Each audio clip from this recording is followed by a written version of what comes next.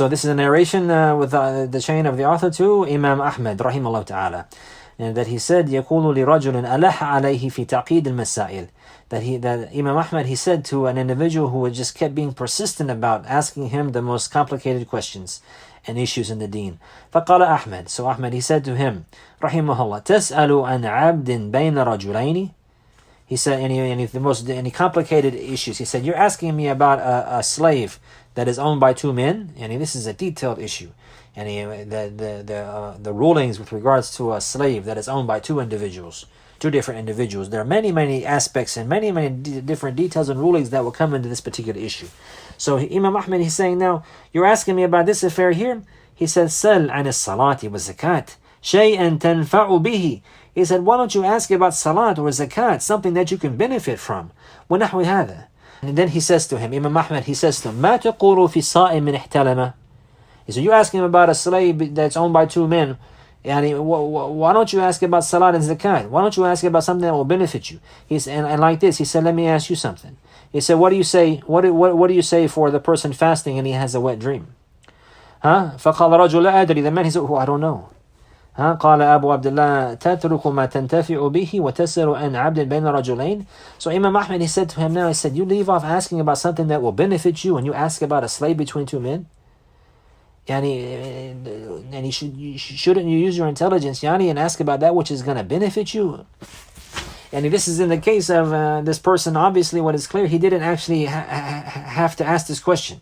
And if there was an issue that a person is in need of this, like one of them, he owns a slave, and the other one, he has another portion of it, and they're both like this, then they would ask. But just to ask the question without being in this situation, and this is a very detailed situation, and there are rulings in the deen with regards to this, in different aspects, in different ways. There's the mukatib, and there's the one who wants to set him free, he set his half free, and the one who wants to make mukataba, and the one who wants to do this and wants to do that.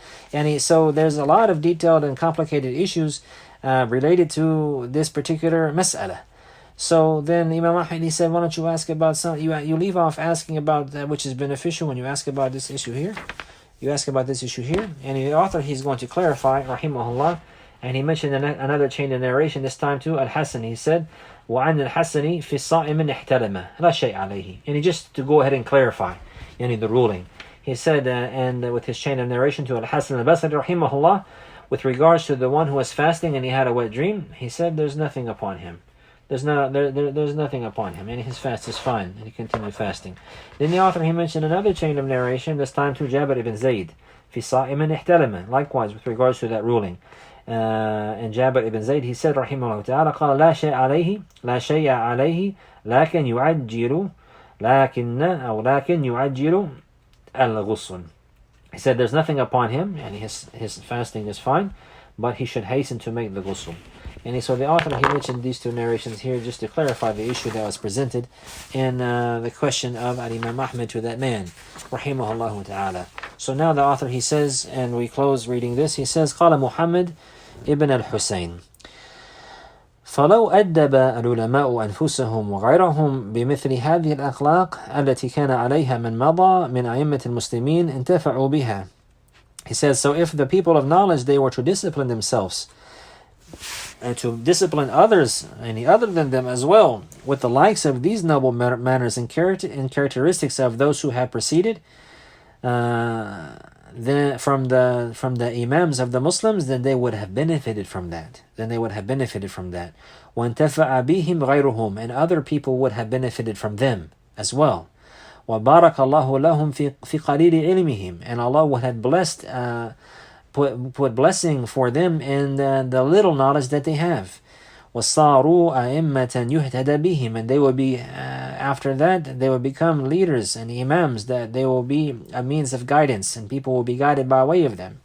So the issue here, the author, he closed with this beautiful statement, that if the people of knowledge and the students of knowledge, they would discipline themselves with the likes of these manners, that they would discipline themselves by making themselves hold fast to them and avoid those foul and low manners, and to take on those beautiful and lofty manners, and to strive against the soul to apply this correct methodology, and to have this correct creed and belief, and have this correct application of the knowledge and the correct manners, and to carry that knowledge properly, and to carry that knowledge the way the Salaf carried it, and to apply it the way the Salaf applied it, then they would benefit from that. And likewise, they would benefit others, and they would benefit, and others would benefit from them.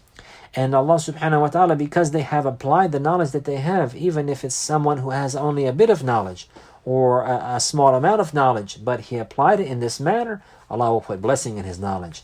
And if he continued to apply that knowledge that he has, then the knowledge will continue to grow and be blessed, and then he will become from the leaders and from those people who are followed and from the means of guidance for the creation. And this is a high rank and status, and this is a good way.